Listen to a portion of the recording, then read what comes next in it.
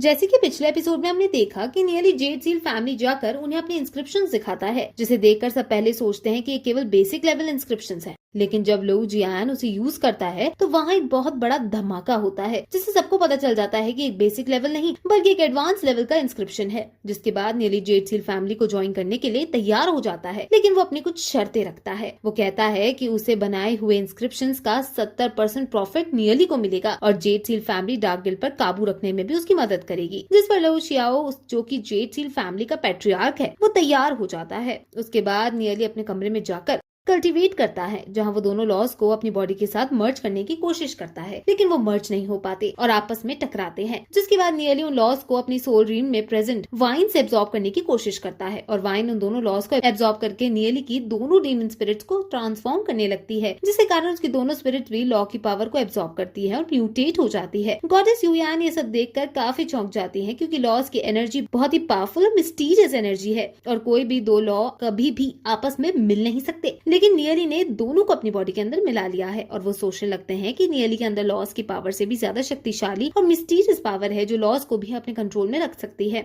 फिर युयान भी वहाँ मौजूद फायर लॉ की एनर्जी को अब्सॉर्ब करने लगती है और वो बहुत ही जल्दी सारी एनर्जी को अब्सॉर्ब कर लेती है। जिस पर वो सोचती है कि मेरी अब ये नई बॉडी जिसे नियली इंस्क्रिप्शंस की मदद से बना रहा है, ये मेरी पुरानी बॉडी से भी ज्यादा पावरफुल है और मैं इस बॉडी में पहले से भी ज्यादा और एनर्जी अब्सॉर्ब कर सकती हूँ। वहीं दूसरी तरफ नियली भी गॉडेस को देखकर सोचता है कि स्पिरिचुअल गॉड की बॉडी उनके लॉ से भी बनी होती है, जो कि उनके कल्टीवेशन में काफी हेल्प करती है और वो बिना किसी मेहनत के ही लॉस को अब्सॉर्ब कर सकते हो। ये एबिलिटी कल्टीवेशन में काफी काम आ सकती है, लेकिन इसका ये मतलब नहीं कि मैं स्पिरिचुअल गॉड बनना चाहता हूँ और बिना स्पिरिचुअल गॉड बने मुझे एबिलिटी लाने के लिए और पावरफुल बनना होगा और पहले से भी ज्यादा मेहनत करनी होगी। ऐसा सोचकर नियली फिर से कल्टीवेशन में बैठ जाता है। अब उसे कल्टीवेशन करते करते काफी दिन हो जाते हैं और एक दिन उसे लगता है कि वो गोल्ड रैंक लेवल के बैरियर पर पहुंच गए हैं और बस एक ब्रेक थ्रू के बाद वो ब्लैक गोल्ड लेवल रैंक पर पहुंच जाएगा। इसलिए फिर वो अपनी कल्टीवेशन से बाहर आ जाता है और जैसे ही वो अपनी कल्टीवेशन से बाहर आ जाता है कि तभी उसके दरवाजे पर दस्तक होती है। जब वो गेट खोलने जाता है तो वहाँ लू शियाओ खड़ा होता है और वो बहुत खुश दिखाई दे रहा होता है। फिर वो वहीं खड़े खड़े नियली की तारीफ करने लगता है और उसे कहता है कि नियली तुम्हारे इंस्क्रिप्शंस मास्टर वेन से भी अच्छे हैं और ऐसा कहकर वो हंसने लगता है। तब नियली थोड़ा कंफ्यूज हो जाता है और उसे अंदर बुलाकर सारी बात पूछता है, जिस पर लू शियाओ अंदर आकर बैठता है और उसे बताता है कि तुम्हारे इंस्क्रिप्शंस की पावर बाकी इंस्क्रिप्शन से कई ज्यादा अच्छी है और अभी जैसे हमने तुम्हारे हथियार जिन पर इंस्क्रिप्शन थे तुम्हारे उन्हें बाजार में उतारे तो वो बहुत ही जल्दी बिक गए और अब हमारी सारी दुकानों के बाहर लोगों की लाइन लगी हुई है और सब लोग तुम्हारे इंस्क्रिप्शंस वाले वेपन खरीदने के लिए बेताब हैं। जिसमें नियली कहता है कि मैंने इंस्क्रिप्शंस लेवल हथियारों और ही किए हैं और वो बस एक इक्विपमेंट है और वो किसी की भी खुद की पावर नहीं है, तो लोग उन्हें खरीदने के लिए इतने बेचैन क्यों हैं? जिस पर लू शियाओ उसे बताता है कि ये सब टाइमिंग की वजह से हुआ है। दरअसल नीदरलैंड के मास्टर, जो कि यहाँ के स्पिरिचुअल गॉड है, उन्होंने घोषणा की है कि वो जल्दी एक डिसाइपल रिक्रूट करने वाले हैं, इसलिए सब उनके डिसाइपल बनने की तैयारी कर रहे हैं। अब वो यहाँ से और सब ताकतवर लोग हैं और वो कुछ दिन ही कल्टीवेशन से ज्यादा आगे नहीं बढ़ सकते और जो थोड़े कम ताकतवर लोग हैं वो भी कुछ दिन की कल्टीवेशन से दूसरे लोगों से आगे नहीं बढ़ सकते। इसलिए सब अब तुम्हारे इंस्क्रिप्शंस खरीद रहे हैं, क्योंकि उनसे कुछ ही टाइम में उनकी पावर बढ़ जाएगी और उससे शायद वो डिसाइपल बनने के लिए होने वाले कंपटीशन या टेस्ट में बाकियों से आगे निकल सके और जो भी उनका डिसाइपल होगा उसका स्पिरिचुअल गॉड तक का सफर आसान हो जाएगा और उसके बाद वो नीदर वर्ल्ड सिटी का भी मास्टर होगा। जिस पर नियली कहता है कि उसने नीदर वर्ल्ड सिटी के बारे में सुना है और वो सिटी नीदर वर्ल्ड रियल्म की सबसे बड़ी और सबसे ताकतवर सिटी है और साथ ही साथ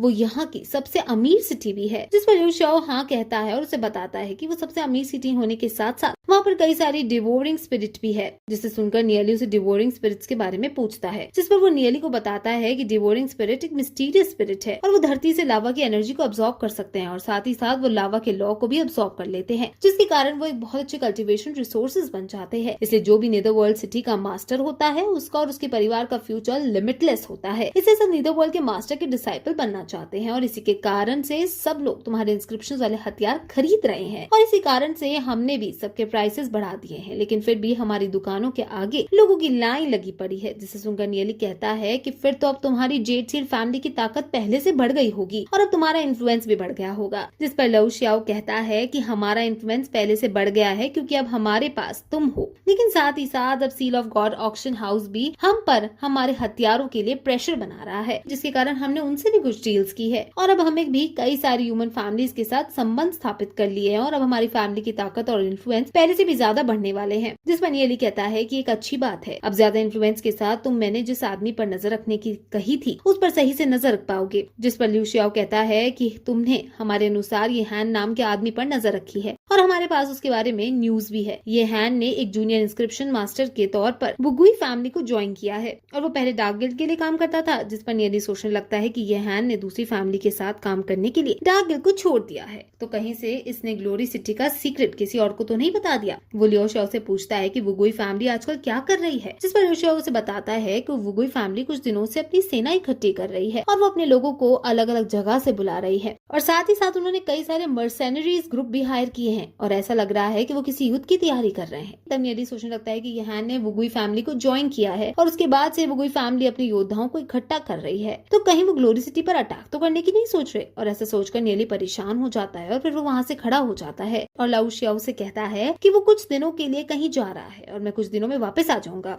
और अगले कुछ दिनों तक मैं आपके लिए इंस्क्रिप्शंस बनाता रहूंगा जिससे मेरे जाने के बाद भी हमारे बिजनेस पर कोई असर न आए। जिसे सुनकर लिu xiao उसे रोकने की कोशिश करता है, लेकिन नियली उसे बीच में टोक देता है और कहता है कि मैंने अपना मन बना लिया है, अब मुझे रोकने से कुछ नहीं होगा। जिस पर लिu xiao नियली से कहता है कि ठीक है तुम जा सकते हो, लेकिन क्या मैं तुम्हारे साथ कुछ सैनिक भेज दूं जो रास्ते में तुम्हारी मदद कर सके। जिस पर नियली लिu xiao से थैंक यू कहता है और वहाँ से निकलने की तैयारी करने लगता है। जब नियली वहाँ से जा रहा होता है तो लिu xiao उसके साथ लू मिंग के साथ दो साथियों को नियली के साथ भेजता है। तब लिu xiao नियली को बताता है कि ये तीनों लोग ही लेजेंड रैंक के वॉरियर्स हैं और रास्ते में तुम्हारी कई तरह से मदद कर पाएंगे। जिसके बाद लिu xiao उसे एक स्पेशल रिंग देता है जिसमें कई सारे डीमंस क्रिस्टल्स होते हैं और वो सब नियली के इंस्क्रिप्शंस वाले हथियारों को बेचने से आए होते हैं और जेड सील फैमिली का अपना 30% हिस्सा हटाने के बाद भी वो 42 करोड़ क्रिस्टल्स होते हैं, जिसके कारण नियली उस रिंग को ले लेता है और फिर वो लू मिंग को उस दूसरे वॉरियर्स के साथ लिu xiao को धन्यवाद करता हुआ निकल जाता है। दोस्तों इसी के साथ ये एपिसोड यही खत्म हो जाता है।